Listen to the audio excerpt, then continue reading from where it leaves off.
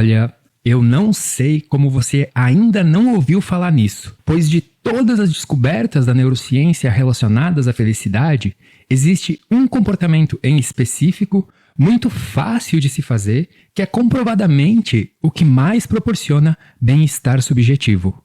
É um comportamento que, literalmente, faz o cérebro funcionar na sua maior frequência. E eu vou te mostrar isso hoje, te contando quais são os estudos científicos que comprovaram esse fenômeno e como você pode colocar isso em prática na sua vida. Embora a ciência prefira o termo bem-estar subjetivo, nós vamos chamar aqui pelo nome que todo mundo conhece: felicidade.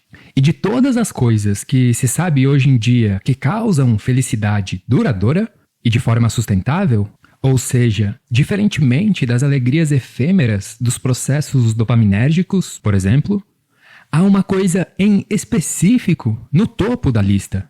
Você já deve ter ouvido falar naquela lista de hábitos do chamado jeito Harvard de ser feliz, que são fruto de décadas de pesquisa relacionadas ao bem-estar subjetivo. Esses hábitos incluem comportamentos como, e esse sim você não apenas ouviu falar, mas já está cansado de ouvir, que são, por exemplo, se alimentar bem, fazer exercícios, meditar, ter boas relações pessoais e amorosas, ter uma vida intelectual ativa, cuidar do sono. Mas tem outro comportamento que parece que é como se ele não tivesse sido descoberto. Talvez, então, você não tenha ouvido falar nele porque é algo que vai contra a cultura capitalista. Sabe, não é uma coisa que vende muito bem. Então, por isso, não tem muita força de divulgação. Conforme eu expliquei nesse outro episódio, que está aparecendo agora mesmo no canto superior da sua tela, cuidar do sono é a prática mais fundamental, pois se você não dorme bem, nada do seu corpo funciona direito, já que o lixo cerebral se acumula no seu cérebro. Mas hoje, diferentemente, eu quero te contar sobre a prática não mais fundamental em termos fisiológicos, mas mais importante em termos de te proporcionar uma vida mais significativa e repleta de boas sensações. Capítulo 1. O paradoxo da solidão. No último vídeo, nós navegamos pelas águas da mecânica quântica. Nós vimos que, lá no fundo, na tessitura mais íntima da realidade, a separação é apenas uma ilusão. Nós vimos que a matéria é, de fato, uma dança de relações onde nada existe isoladamente. A fisicalidade, as coisas físicas, seriam análogas a uma onda, as ondas do oceano. Quer dizer, uma onda parece ser algo separado, mas, na verdade, ela é apenas um acúmulo de água em certa região que dura por algum tempo, carregando não mais que a própria história, antes de se dissolver de volta ao oceano. Quer dizer, a onda e o oceano são feitos da mesma água. Mas o mais importante, e embora possa parecer o contrário, a água da onda nunca esteve realmente separada da água das outras ondas e do restante do mar. Mas, se isso é verdade, se a física nos diz que somos todos ondas do mesmo oceano, por que então a experiência humana parece tão solitária? Existe um erro no código moral da nossa cultura. Nos ensinaram que a natureza é um campo de batalha, sabe? Aquela ideia da sobrevivência do mais apto, do cada um por si, Deus por todos. Olha, se o universo fosse apenas matéria morta colidindo com mais de matéria morta, bom, daí talvez o egoísmo até poderia ser considerado a estratégia suprema de sobrevivência. Mas aí então, isso também significaria que o ser humano mais isolado, protegido e com mais recursos materiais deveria ser também o mais feliz. E como você sabe, isso não acontece. Conforme a neurociência tem descoberto, o cérebro humano entra em colapso quando foca apenas em si mesmo. É de onde surge grande parte das neuroses. Antes da gente continuar, eu preciso que você lembre comigo que a ética é uma área da filosofia que se pergunta o que a vida tem que ter para ser boa. O que você tem que fazer para ser feliz. Hoje, você vai entender que a ética não é apenas uma invenção humana. A ética é o que acontece quando a biologia descobre a física quântica. Afinal, De nada adiantaria entender a mecânica interrelacional do universo se a gente continua vivendo como peças soltas. Veja, existe um abismo entre o que sabemos ser verdade na física quântica e o que percebemos através dos órgãos sensoriais. Nós acordamos todos os dias dentro da alucinação de separação.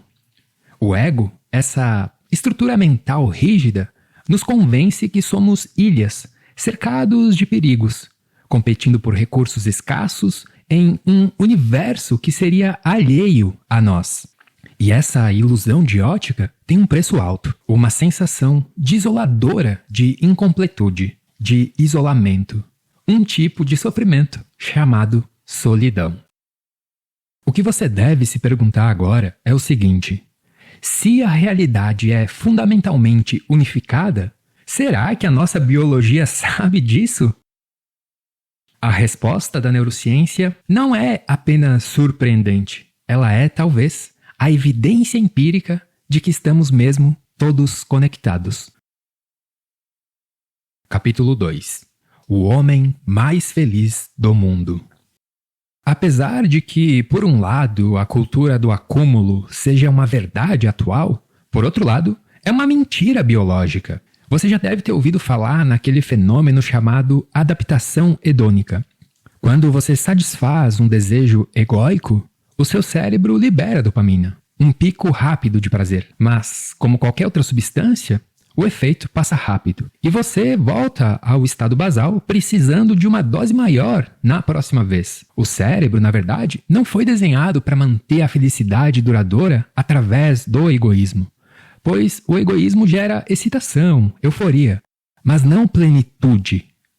Quer dizer, o egoísmo é um poço sem fundo, um saco furado. Você nunca consegue se satisfazer pensando apenas em você.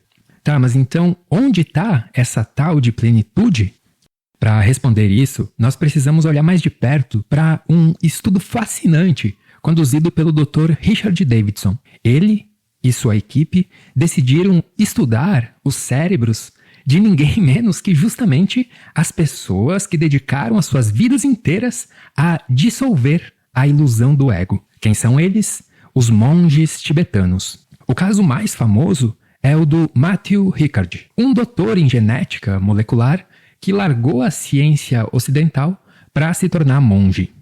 Então veja que aqui se trata de um ser humano diferenciado, alguém que antes investigou a realidade física e que depois, baseado nas compreensões que obteve, escolheu viver de acordo com as suas próprias descobertas. E isso é expresso nas palavras do próprio Ricard. Em uma entrevista que ele deu, ele disse que não queria passar a vida inteira estudando como as células, as menores partes da vida, interagem de uma forma sincronizada e interdependente em busca de um bem maior, se ele mesmo não pudesse viver de acordo com isso.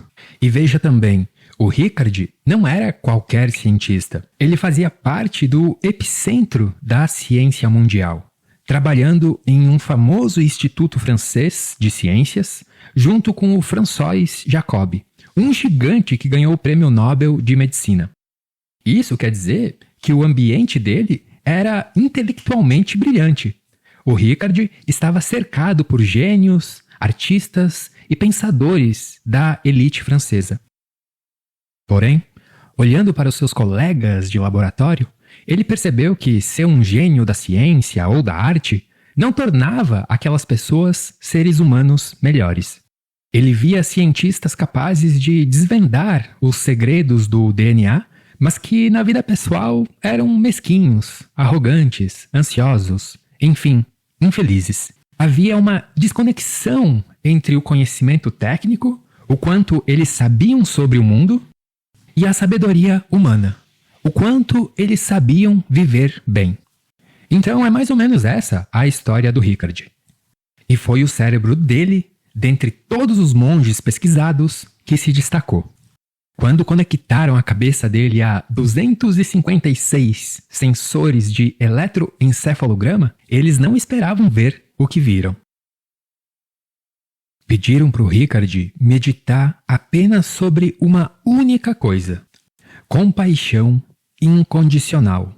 E o resultado foi o que se chama de uma anomalia científica. Ou seja, é quando algo viola todas as possibilidades antevistas pelas teorias existentes até então. E qual foi essa anomalia? O cérebro de Rickard começou a produzir ondas gama, em uma amplitude nunca antes registrada na história da neurociência. É que veja só, existem várias frequências de ondas cerebrais que podem ser medidas, mas as ondas gama são as mais velozes. E essa rapidez está associada a estados de alta concentração, aprendizado intenso e meditação profunda. Ou seja, conforme vários estudos demonstram, um aumento nessa frequência de onda está relacionado a momentos de clareza mental, a um estado de lucidez extrema onde ocorre uma integração das informações cerebrais, cujo resultado é uma conexão mais profunda com a própria consciência.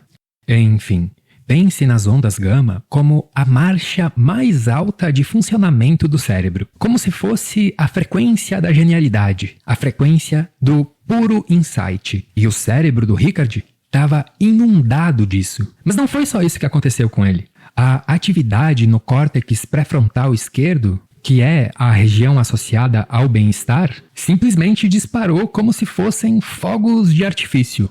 Era um nível de atividade tão desproporcional em relação ao lado direito, que está associado ao estresse e ansiedade, que a mídia apelidou Rickard de o homem mais feliz do mundo. E você pode pesquisá-lo por esse apelido, porque tem bastante material bom sobre ele. Mas veja, o que ele estava sentindo naquele momento não era euforia, não era o entusiasmo de ter ganho alguma coisa. Afinal, ele não estava ganhando nada. Na verdade, pelo contrário, ele estava mentalmente se doando. E isso nos leva a uma convergência curiosa. Mesmo se olharmos para isso com as lentes puramente darwinistas, argumentando que a evolução selecionou o altruísmo apenas porque tribos unidas sobreviviam melhor que indivíduos nômades solitários, o veredito biológico final é o mesmo, qual seja a de que a arquitetura do nosso sistema nervoso rejeita o isolamento. E que, por outro lado, o estado de performance máxima do cérebro humano, o pico da nossa capacidade de sentir bem-estar subjetivo, não acontece quando alimentamos o ego. Acontece quando agimos como se a barreira entre eu e o outro não existisse. Acontece quando entendemos que, em última análise, não há separação real entre as partes. E aqui entra um detalhe prático fundamental. O Dr. Richard Davidson, que conduziu a pesquisa com os monges, descobriu que a compaixão não é um traço de personalidade fixo, tipo, ou você nasce bonzinho ou não. A compaixão é uma habilidade a ser desenvolvida. Graças à neuroplasticidade, nós sabemos que quanto mais você exercita certos circuitos neurais, mais eficientes eles ficam. O cérebro do Matthew Rickard ficou daquele jeito porque ele passou muito tempo malhando a compaixão, tanto em seus retiros no mosteiro, quanto nas campanhas de ações solidárias dos monges pelo mundo afora. Então, a boa notícia é, você não precisa ser um santo para sentir isso. Você só precisa simplesmente colocar em prática. Reserve um tempo hoje mesmo para fazer algo bom para outra pessoa. Seja algo material, seja uma simples conversa, mas que seja verdadeiro. E depois, me conta como você se sentiu. É interessante lembrar que Jesus era o filósofo da compaixão. É interessante lembrar que, talvez, seja esse o grande espírito do Natal. Capítulo 3. A empatia é uma armadilha. Entretanto, embora nós tenhamos pensado sobre todos os benefícios que pode ter em se preocupar com o outro, nós precisamos ter um cuidado especial aqui. Diante dessa perspectiva que todos somos um, em última instância, lá no fundo da realidade, é fácil cair no erro de achar que deveríamos carregar o peso do mundo em nossas costas. E a neurociência também tem uma resposta para isso, graças às pesquisas da Tânia Singer, outra cientista que eu sugiro que você pesquise sobre. Muitas vezes, nós confundimos compaixão com empatia. E a distinção neurológica entre ambas, assim como os efeitos que elas provocam em nosso corpo, é crucial. A empatia ativa o que os neurocientistas chamam de matriz da dor.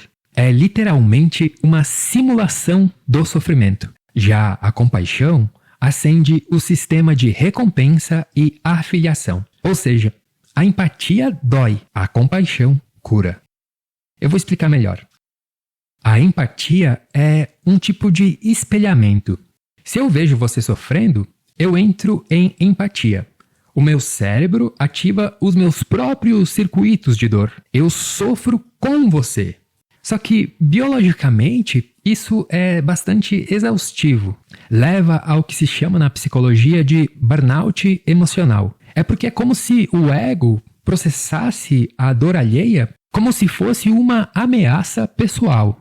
A compaixão, por outro lado, usa uma rota neural totalmente diferente. Ela não ativa as vias fisiológicas da dor. Ela ativa, olha que curioso, o sistema de recompensa. Não a parte dopaminérgica deste sistema, mas o estriado ventral e o córtex orbitofrontal, que são as áreas do cérebro ligadas ao amor parental e à sensação de pertencimento social. A diferença é que, na compaixão, você não pula na água e se afoga com a pessoa que está se afogando, numa impulsividade emocional impensada. Você mantém a sua estabilidade racional e simplesmente joga alguma coisa para a pessoa se agarrar. Em outras palavras, quando se trata de ajudar alguém, a compaixão é um sentimento, digamos, mais inteligente do que a empatia. A empatia tem mais a ver com se emocionar. E a compaixão tem mais a ver com um amor planejado, digamos assim.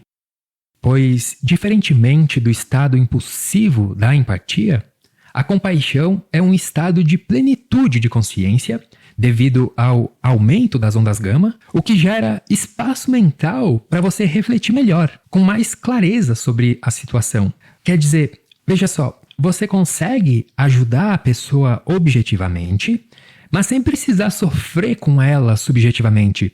Afinal, você tem que estar melhor do que a pessoa para conseguir ajudá-la.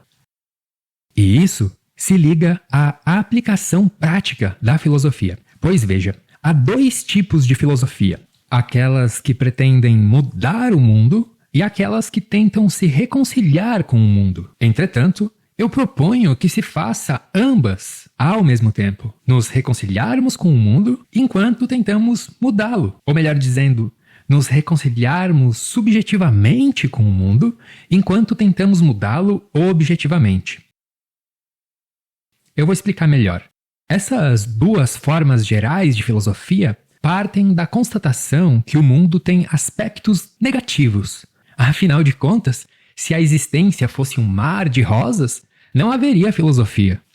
Diante disso, uma maneira de filosofar é se reconciliando com esses aspectos negativos. Quer dizer, fazendo as pazes com eles, entendendo que o mundo é o que é e ponto final. Ou seja, é uma atitude de aceitação. Agora, por outro lado, outra maneira é tentar mudar esses aspectos negativos, buscando transformá-los. O problema não está nem em uma maneira e nem em outra maneira de filosofar, de fazer filosofia. O problema é quando você tenta usar apenas uma dessas maneiras em isolado. É o usar de apenas uma dessas maneiras que leva a armadilhas. Pois veja, na primeira, se você busca apenas aceitação, essa atitude passiva diante o real pode até te fazer se sentir bem subjetivamente, mas talvez te desmotive a tentar melhorar o status quo geral, do mundo objetivo para além da sua subjetividade. Por outro lado, se você buscar transformar o mundo objetivamente, mas sem se reconciliar com ele subjetivamente, por mais nobre que seja essa atitude, Provavelmente, isso trará algum desconforto. Afinal, se o mundo em si é uma vontade insaciável, o mal total nunca será totalmente combatido. Por isso, aqui repito, existem dois tipos de filosofia: aquelas que pretendem mudar o mundo e aquelas que tentam se reconciliar com ele. Eu proponho que se façam ambas simultaneamente, nos reconciliarmos com o mundo subjetivamente, enquanto o mudamos objetivamente. E com um pouco de raciocínio, você vai entender que isso implica nas vias neurológicas da compaixão que nós vimos agora há pouco. A compaixão resolve esse velho dilema da filosofia: aceitar o mundo ou mudar o mundo? A resposta: os dois. Com a compaixão, você aceita a dor do mundo, sim, mas ao mesmo tempo, você age para aliviá-la. Capítulo 4. A ética é a física. No famoso livro O que é a vida, do Erwin Schrödinger, um dos pais da mecânica quântica, ele escreveu o seguinte: a consciência é um singular que não tem plural verdadeiro. Existe apenas uma coisa, e o que parece ser pluralidade é meramente uma série de aspectos diferentes dessa única coisa, produzidos por uma ilusão, o véu de Maia indiano, análogo a uma galeria de espelho. Existe a luz de apenas uma mente no universo. Nossas mentes individuais são apenas a luz refletida. Fecha aspas. Lembra do vácuo quântico? Aquele campo fundamental de onde tudo emerge? Se você não viu o episódio anterior, eu sugiro fortemente que você veja, pois ele é a base física para a ética desse episódio. Reflita o seguinte: se a realidade é, em última instância, uma rede de relações onde tudo está entrelaçado, então o egoísmo é algo como uma tentativa de nadar contra a correnteza do universo. É tentar sustentar uma separação que fisicamente não existe. E é claro que então isso vai gerar atrito. E esse atrito se transfigura em sofrimento psicológico. A compaixão, portanto, não é apenas uma virtude moral ou religiosa. Ela é um alinhamento com o físico. Ou seja, quando você pratica a compaixão, quando você realmente sente que o bem-estar do outro é inseparável do seu, você está colocando a sua biologia em ressonância com a realidade física. Você está parando de lutar contra a correnteza. O cérebro do Matthew Ricard não estava fazendo mágica. Ele estava apenas funcionando sem o freio de mão da ilusão de separação. As ondas gama, aquela felicidade absurda, são talvez o estado natural da consciência quando ela para de se contrair em um pequeno ponto chamado eu e volta a se lembrar de que é o todo. Isso nos conduz a Schopenhauer. Como você sabe, ele não tinha uma visão otimista sobre a realidade. Pelo contrário, ele via a existência como uma luta constante e dolorosa. Mas, no entanto, tem um fenômeno que fez até esse filósofo rabugento parar e admitir que havia algo de diferente na natureza humana: a compaixão. Ele chamava a compaixão de o grande mistério da ética. Pensa na lógica disso. Fisicamente, os seus nervos acabam na sua pele. Assim, por essa lógica, a gente teria que concluir que a sua dor é somente sua e a minha dor é somente minha. Afinal, não existe nenhum fio, um fio físico conectando o meu sistema nervoso ao seu. Então, pela lógica puramente material, o sofrimento alheio deveria ser irrelevante para você. Mas o Schopenhauer notou que, na compaixão, acontece uma espécie de ação fantasmagórica à distância. É como se o sofrimento da outra pessoa, que está lá fora, entrasse em você motivando você ir atrás de comportamentos que supram, que deem fim naquela dor, tanto quanto como se fosse uma dor sua mesma. Para o Schopenhauer, isso era uma evidência forte de que a separação entre os indivíduos é apenas uma aparência. Ele dizia que no momento da compaixão, o véu da realidade se rasga e nós compreendemos a verdade metafísica por excelência, que a mesma vontade de viver que vibra em você é a que vibra em todos os seres. E para expressar isso, ele usava uma antiga expressão dos Vedas, Tat Tvam Asi, que significa tu és aquilo. Quando você olha para o outro, a compaixão é o momento em que você percebe que tu és aquilo. Aquele sofrimento, em essência, é o seu sofrimento também. Porque a força vital que sustenta ambas as vidas é a mesma. O Schopenhauer dizia que o mal do mundo vem do principium individuationis. O princípio de individuação é o que nós chamamos hoje em dia de percepção da espaço-temporalidade. É a ilusão cognitiva que nos faz achar que somos fragmentos soltos no espaço-tempo. Conforme o idealismo fisiológico de Schopenhauer, a pluralidade não é uma característica propriamente do universo, mas apenas resultado da forma com que os dados sensoriais são captados pela nossa percepção. Uma vez que perceber é sinônimo de filtrar a energia do mundo.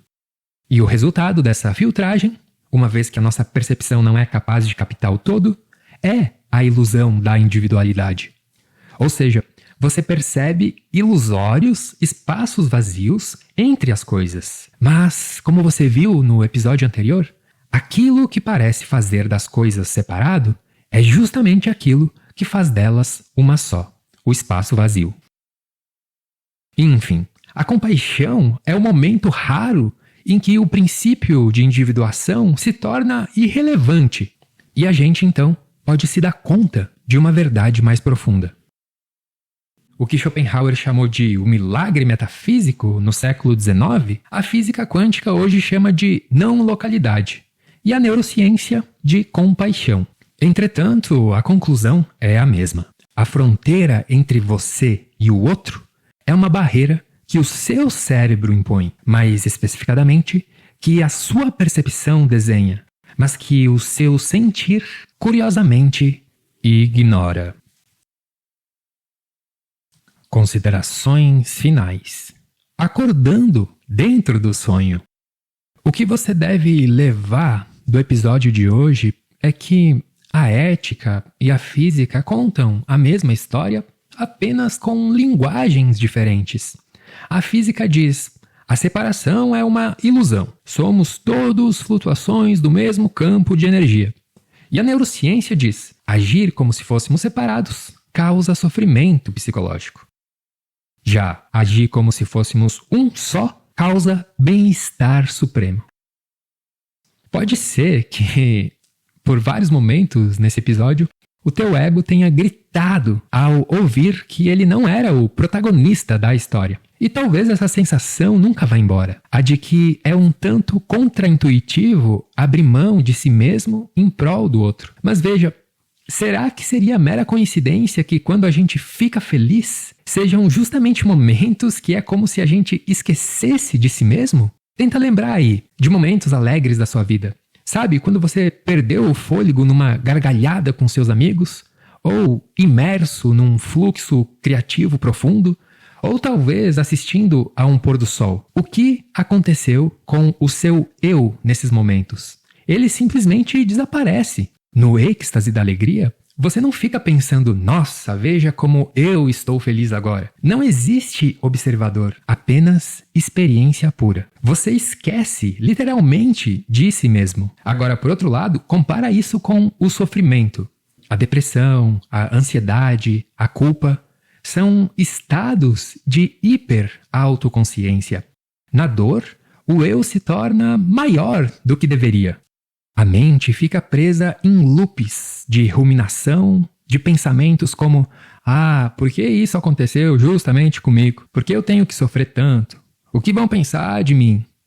E isso tudo sugere que a felicidade que buscamos, ou chame do que quiser, não é o eu satisfeito. A felicidade é o eu silenciado. A neurociência chama isso de desativação da rede de modo padrão, que são os circuitos do cérebro envolvidos no processamento da nossa identidade autobiográfica.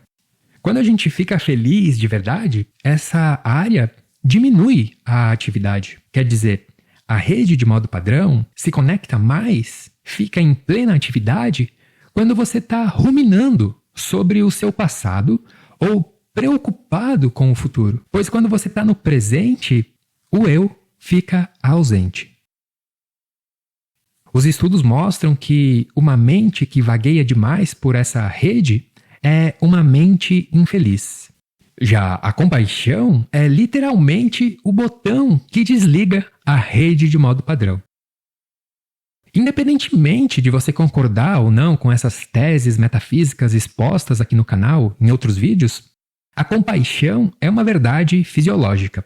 E fisiologia é um fato, quer dizer, independe das nossas opiniões. Se importar com o outro profunda e realmente, no sentido de você aceitar, de entender que estamos todos no mesmo barco, o barco da existência que ruma sem destino, é a maneira mais eficiente de calar a voz neurótica do ego dentro da sua própria cabeça.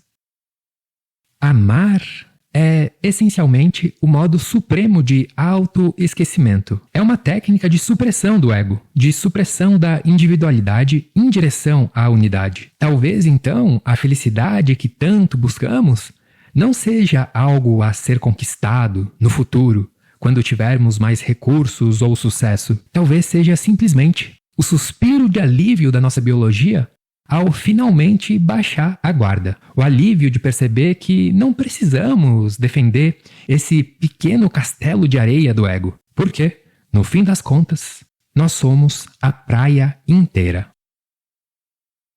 Como nós vimos no episódio anterior, a matéria pode ser um sonho do vazio, mas a compaixão seria o despertar dentro desse sonho.